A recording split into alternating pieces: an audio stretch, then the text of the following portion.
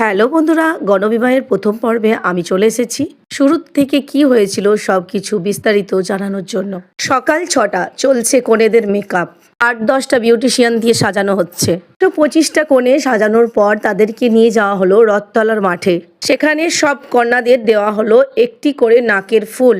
Complete হলো হিন্দুদের দড়ি বাঁধা আর মুসলিমদের বিয়ে রেজিস্ট্রি। এরপর শোভাযাত্রা করে পৌঁছানো হলো কঙ্কেলেশ্বর কালীবাড়িতে। 125টা টোটোতে কোণে বসিয়ে সুন্দরভাবে সাজিয়ে তাদের সামনে পিছনে ব্যান্ড বাজনা বাজিয়ে তাদেরকে পৌঁছানো হলো কঙ্কেলেশ্বর কালীবাড়িতে। সামনে হাঁটছিলেন আমাদের বর্তমানে বিধায়ক মহাশয় খোকন দাস। এইভাবে পদযাত্রা শোভাযাত্রা করতে করতে আমরা পৌঁছে গেলাম কঙ্কেলেশ্বর কালীবাড়িতে, যেখানে বিবাহ অনুষ্ঠানটা সম্পূর্ণ হবে।